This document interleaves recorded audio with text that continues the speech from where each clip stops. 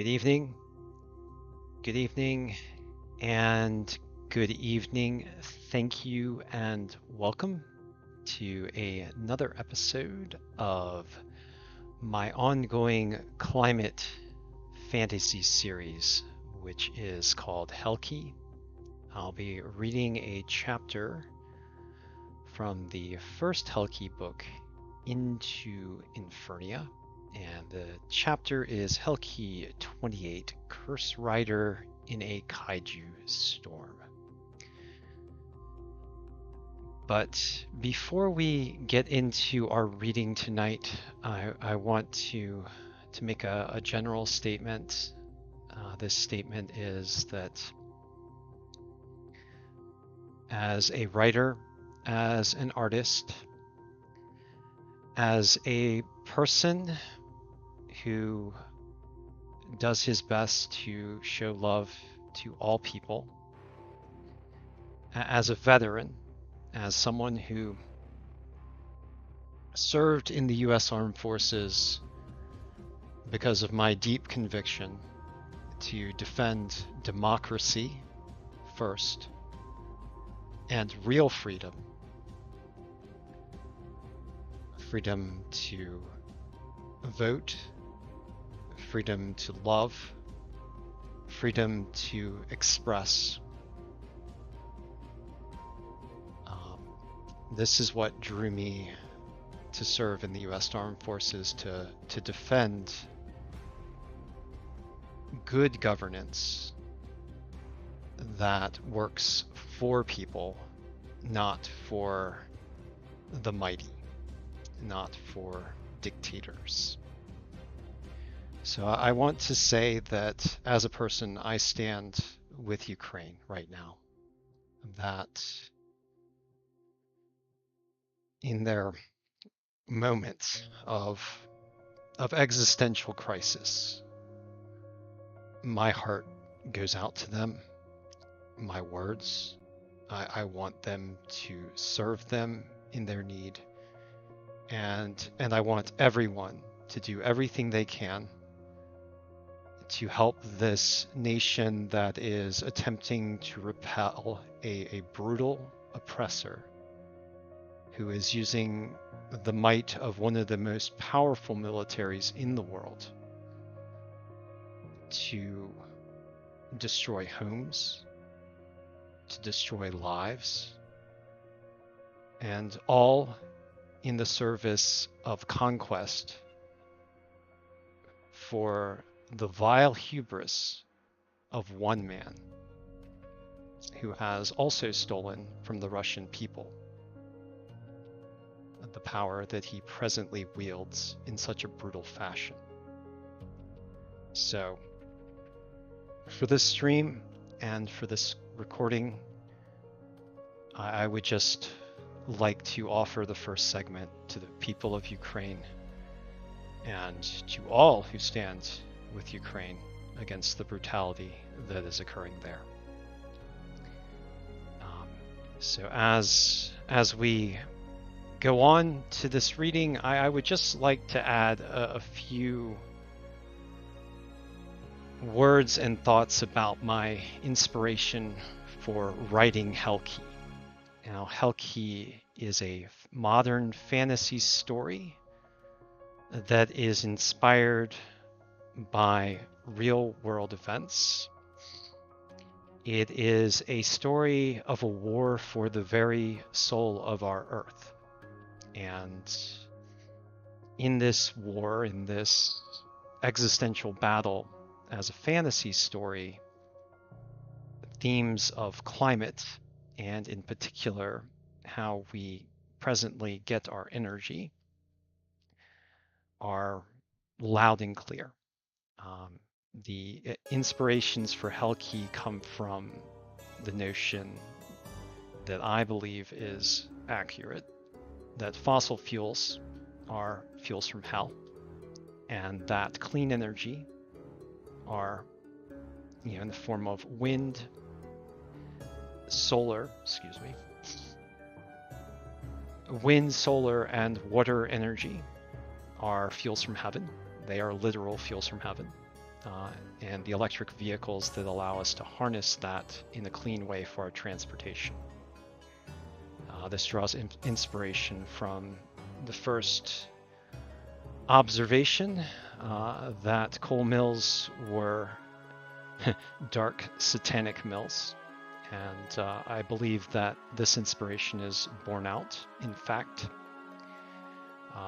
and later observations that operations like the tar sands create a Mordor-esque ruin of our world, both at the local level at first, and then at the global level as the effects run through our climate.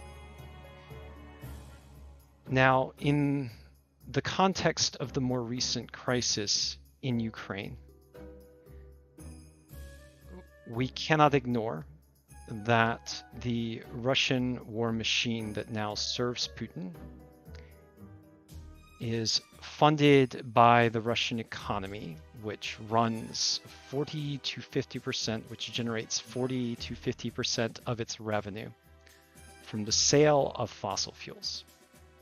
So the rockets that are now being used to destroy the homes of the Ukrainian people, the bombs that are falling on their cities, that are creating this horrible refugee crisis in which 1,500,000 people are now forced into refugee status, were paid for by Russian oil and gas. And so, as part of this podcast, in the spirit of Helkey, I would also urge all nations to stop paying for Russian oil and gas, to stop the flow to the war machine that is creating such brutality there. These are indeed fuels from hell, and they are being used for a hellish endeavor.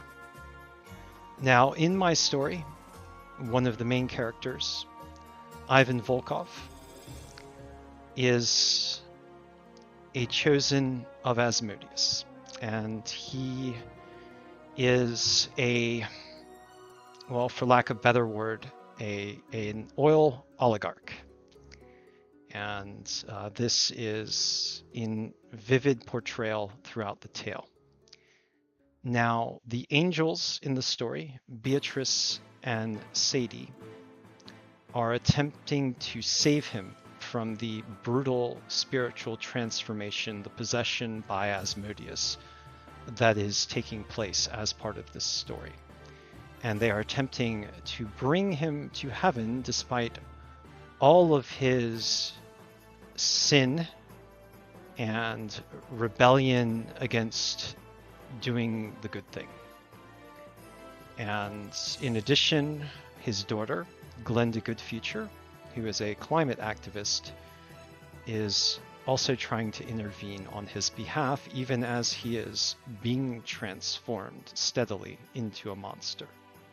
So as you can see, the themes in my tale have parallels in the real world. Of course, none of the people or the events that occur in my story are real, but they are fantasy portrayals that are inspired certainly by life and by the conflict that many of us feel and are presented with in our lives, both as we confront the climate crisis and now also as we confront the aggression of a brutal Petro state.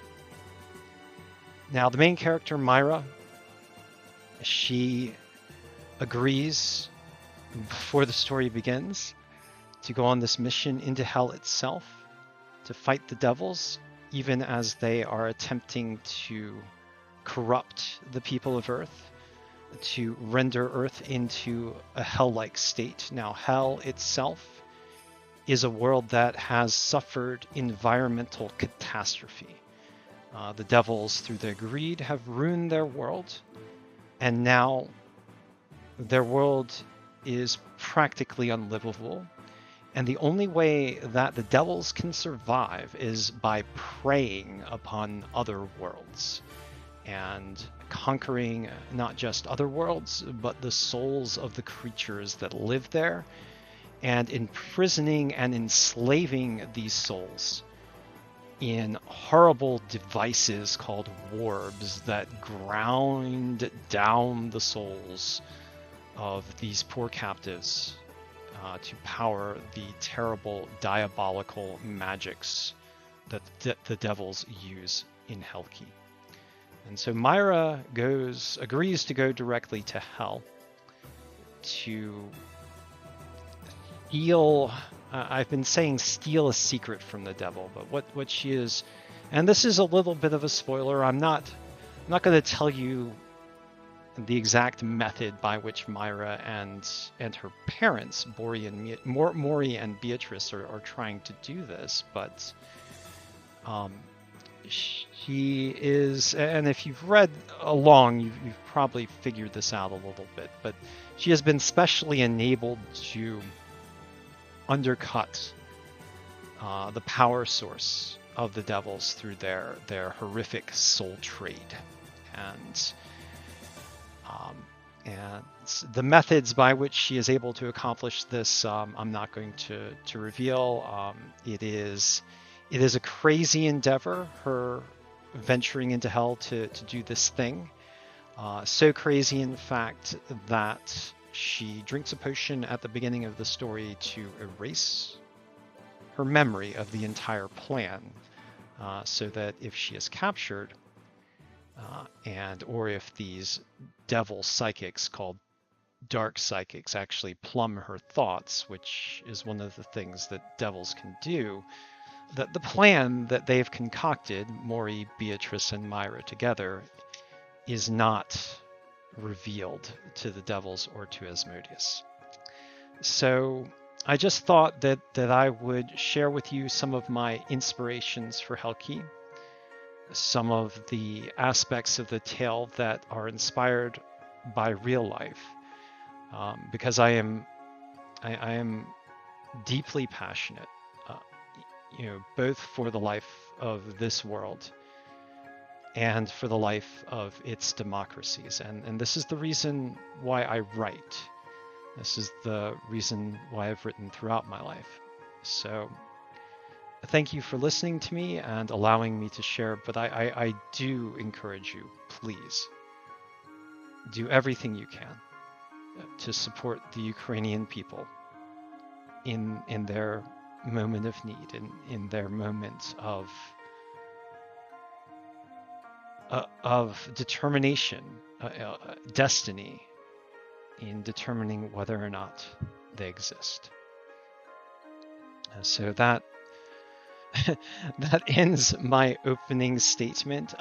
Without further ado, I will go ahead and read for you Helkey 28, Curse Rider in a Kaiju Storm, as we return to Gibbons Crane. Sorry, I got a bit emotional here.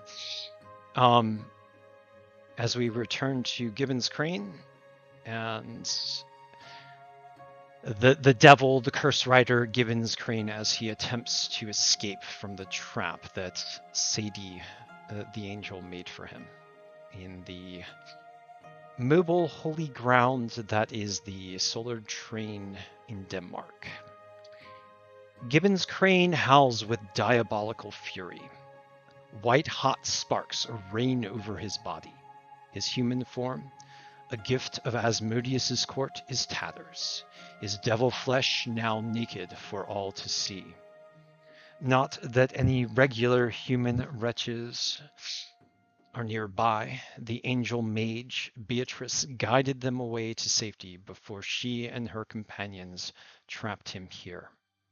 The train, stationary.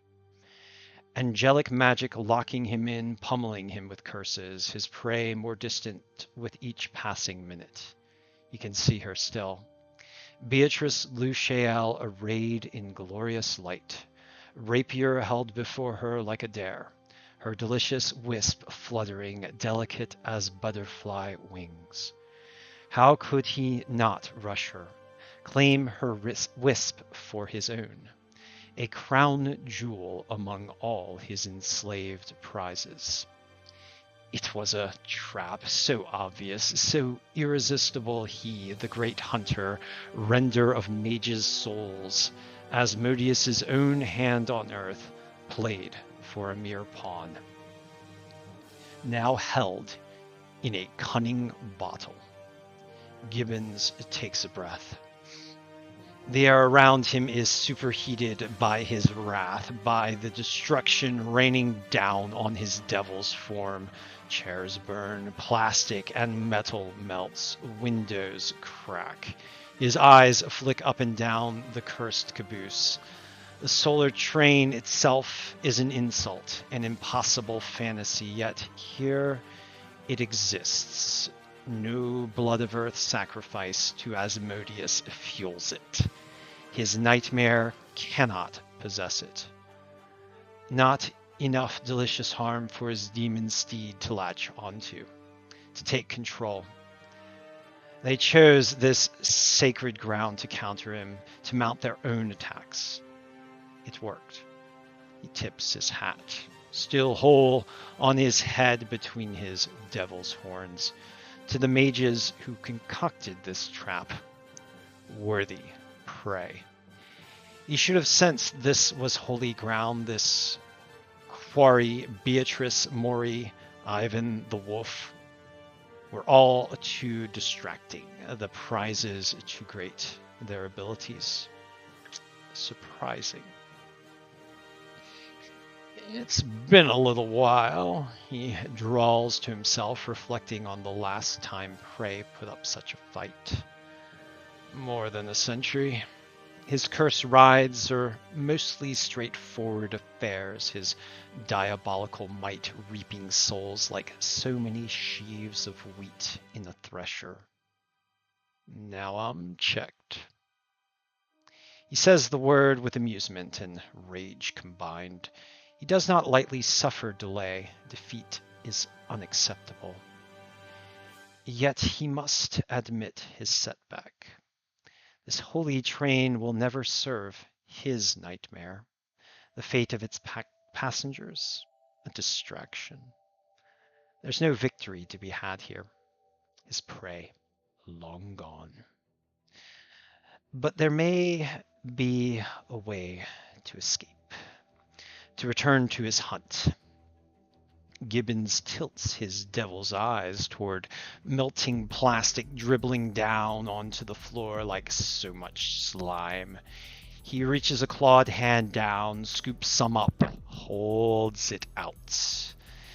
The plastic gobbet ignites, petroleum inside it burning off in red-blue flames, blood of earth. A delicious bit of corruption in this otherwise evil-free train. He conjures his wisps, flipping his lash until 10 enslaved souls leap to his command, each rising in a rictus of pain. He bleeds the wisp into the oozing plastic. They animate it, causing it to rear up in a promontory of burning plastic slime. Shifting his focus to the Presidia bottle confining him, he drives the wisps forward, lifts his right hand 6-shooter, then fires his third black bullet into the trap. Its black orb bows out, splashing over Presidia, causing it to flicker in momentary darkness. Now, he shouts, lifting his left hand to claw the air, lashing wisps to rush forward. Wrapped in blood of earth plastic, they rise.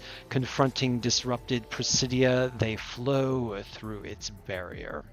The plastic then splots onto the train's wall. It touches the spirit of his nightmare demon steed. The nightmare howls in victory, latches on to the familiar substance, takes molten plastic for its form. The wisps pop out, then flow back to his warp. His nightmare, now given form, rips a hole in Presidia. Sending out pseudopods, it tears off a train window, then flings it into a nearby field. Gibbons springs, a whirl of sparks and flames surrounds him as he emerges. He lands on his feet, one hand holding his hat, the other holstering his pistol. He is free. The nightmare plops onto the train window, flows down and onto the ground, rising up in a swell of slime beside him. A nearby police officer sees them, then flees. Tabbing his radio, he sends a frantic call for help. Gibbons smirks at his terror, a delicious thrill, refreshing to his diabolical spirit. Free from the continuous barrage of Mocto curses, his mock-human flesh drinks up the fear and begins to form. It slowly recovers his devil flesh. His clothes also reweave and repair. A cluster of police officers rushes around the train. Lifting weapons, they shout for Gibbons to raise his hands. Gibbons laughs, gives a tip of his hat to the officers, then bounds off toward the burning trees. Each leap covers 20 feet. A few stray bullets snap around him. If any hit, he doesn't care. His nightmare flows along beside him, too small to ride. He allows it to keep its plastic form. Screams of fear from passengers, eyes glued to windows as the nightmare's burning blob flows beside his half-devil, half-human form buoy him. Their terror, too delicious a banquet to pass up. He angles away from the holy train. Its presence recedes from his sight. He leaves its field of influence running a bit more crooked, feeling a little stronger in his wickedness. Then he's plunging through the burning wood. Hot fires surround his body. Choking smoke enters his lungs. It almost feels like home. Almost. About 10 more bounds and he's through the flames. He emerges onto a back road.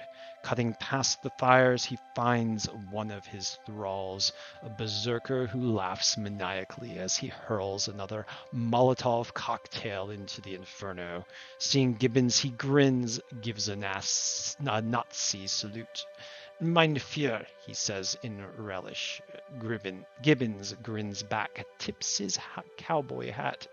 Hey, buddy, he says. I need your mount. He points to the motorcycle parked by the dirt path. It doesn't matter if his words are English, his connection to the berserkers is strong enough for telepathic communication. His thrall hears the words in his native tongue. Ja, he says, with a slavish smile of devotion. Walking over to the bike, he kicks the stand, then presents it to Gibbons. Estwer mein ein Er, the biker replies, waving his hand with a flourish. His eyes spark with delight as Gibbons mounts the bike. Hey, thanks, Gibbons replies. Now go on, he says to his nightmare. The horror sloughs off its burning plastic form, then inhabits the rumbling motorcycle with a purr of demonic delight. The bike grows as the nightmare's possession takes hold. New tailpipes form, black smoke belches, ghostly flames flicker along its flanks. It lurches, gives an eager growl, headlight blinking like a monstrous eye.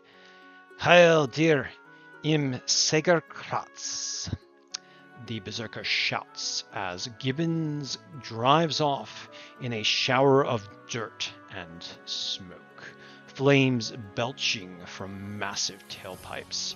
He lifts his cowboy hat, waves a salute, then guns it down the path and toward the bronze.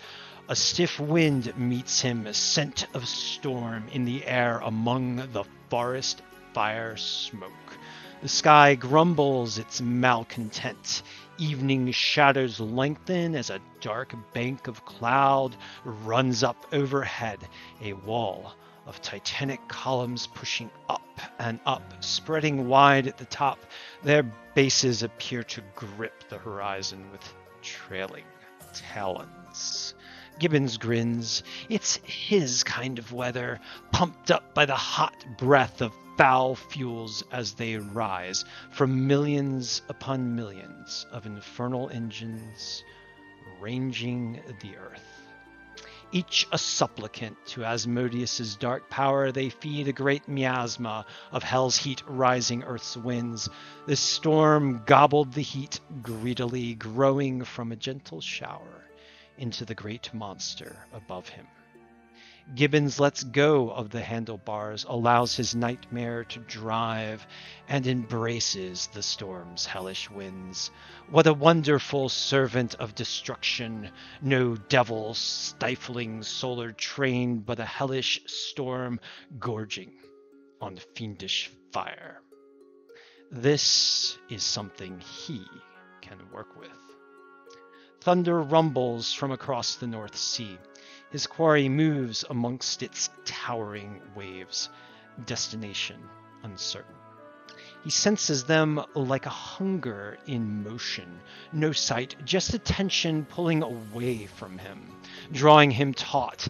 He lowers his hands to the grips, angles his bike onto a main road, guns it up the ramp and onto Route 11.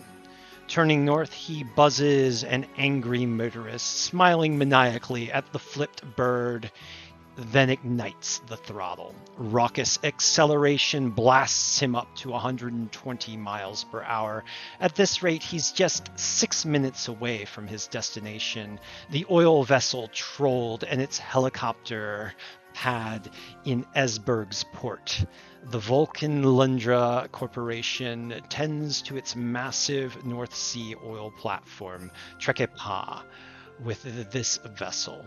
Gibbons remembers it well. A gigantic squat platform with its drill-piercing sea bottom, pumps sucking up devilish fuels, its tender ships mooring at Esbjerg on the shrinking Dutch coastline. In his mind's eye, he can see it along with the location of every oil facility dotting Europe's lands and beyond. He knows them far better than most Catholic priests know their churches. Well, he should, their shrines to Asmodeus's presence here. His quarry's flight across the North Sea pointed almost directly at Vulcan Lundra's Trekepa oil platform. Its ship, the Trolled, kept a helicopter on its landing pad, just the kind of machine his nightmare could easily inhabit. Once Gibbons took the copter, he could then take the platform. No, this hunt was far from finished. In fact, he was about to kick things up a notch. Gibbons cuts onto the off-ramp. Barreling through a red light, he jumps a barricade, then slams down onto Esbjerg's streets. Sidewalks are disappointingly empty.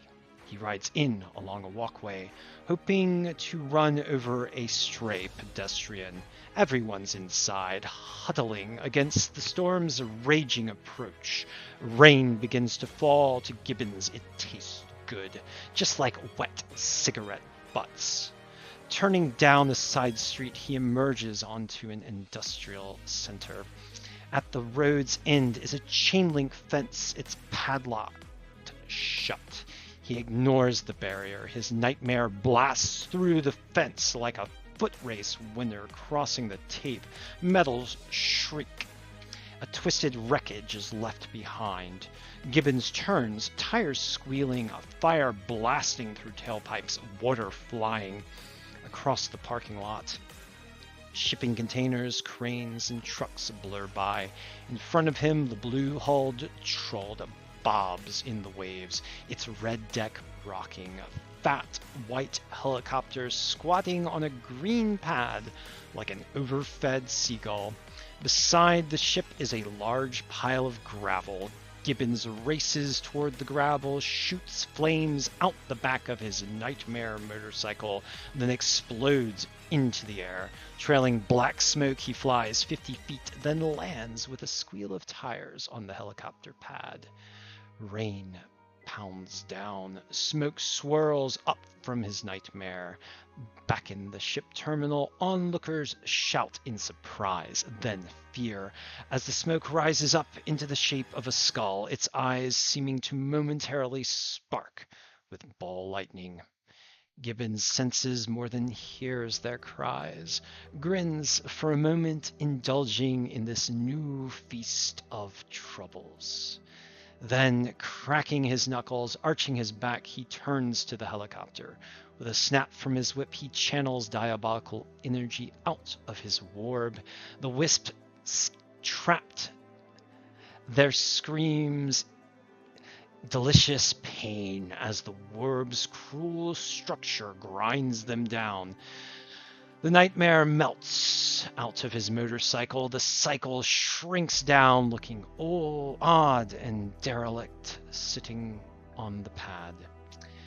A ghost shape rises from it, taking on a horse-like form outlined in orange-red fire.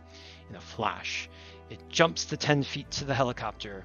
Gorging on petroleum fuel, it bulges through the craft, granting diabolical aspects. The rotor transforms into a shape like a bat wing. Hooked talons sprout to grasp the trailing wheels. Long fangs grow from the vehicle's nose. Its tail rotor takes the shape of a horn. Cockpit glass ignites into 2 flaming eyes. Its sliding door open like a mouth rimmed with serrated teeth. The cries of those in the terminal fall to shocked silence.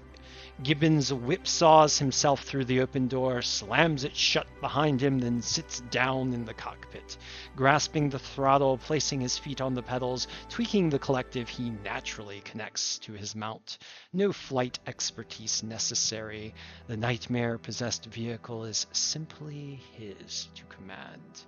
He engages the throttle, bat-like rotor blades turn, cutting through rain and storm. The nightmare wails through the helicopter engine as its combustion engine revs up. It blasts out a ring of fire that neatly cuts the safety lines. Won't need those, Gibbons grunts as he pulls back. His new beast springs up in a whirl of smoke, flinging fire into the rain. Behind the platform is left rent, ruined by the nightmare's talons. They rise to meet the storm.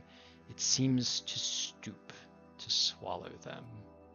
The nightmare shudders in delight as rings of cloud form around them. A diabolical storm enfolds the nightmare, speeds its passage by generating a tunnel of air. Within this cavity, the nightmare grows to still greater monstrosity. Taking on aspects of storm, its spirit bulges beyond the helicopter. It drinks up the flying rain, clothes itself in howling gusts. A shape like a great black dragon grows out of it and into the sky. The helicopter becomes its head. Giant wings of turbulence thrust out. A trailing tail dips to the raging ocean surface to become a water spout. A Home Guard helicopter sent to intercept the hijacked bird from Trolled Esberg is buffeted by one great sweep of the nightmare's ghost storm wings. Control lost, the defense helicopter careens into the monster's swinging tail. There it spins in 3 loops before being ejected, slamming into a towering wave face that devours it.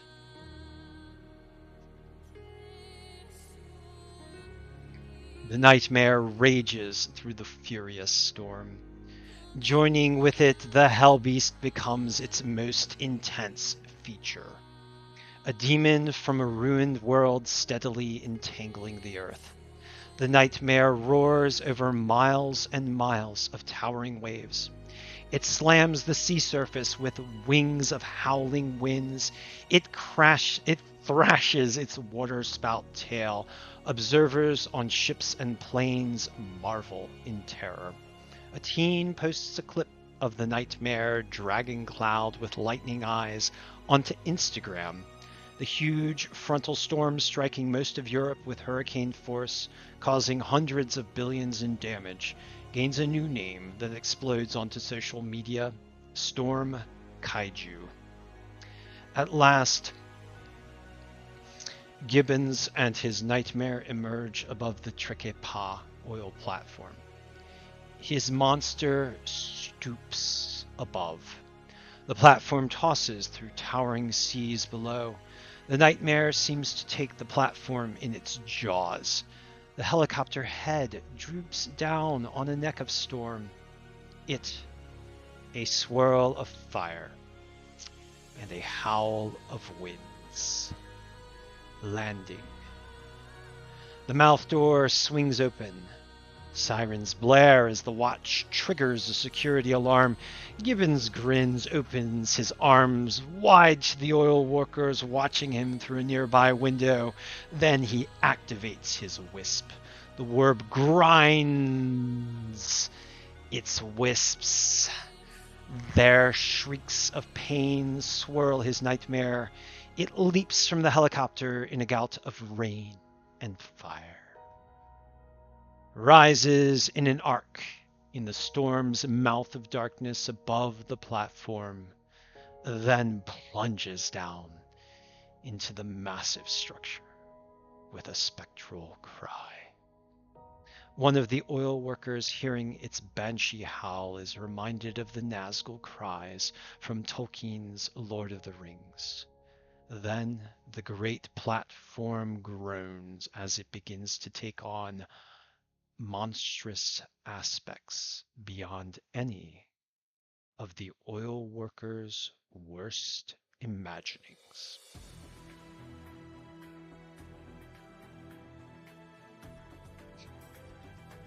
And that concludes Helkey 28, Curse Rider in a Kaiju Storm. If you like my story, if you agree with this message, if you are a lover of the earth, I ask you to please tell a friend about my tale. It will help me support my writing and continue to hopefully inspire your heart and the hearts of others. But before we leave tonight, I would also ask for you to do what you can. Please, reach out. Help the people of Ukraine in their dark hour. And also, please, do your best. Do your best to help fight for a livable climate on our Earth. To step away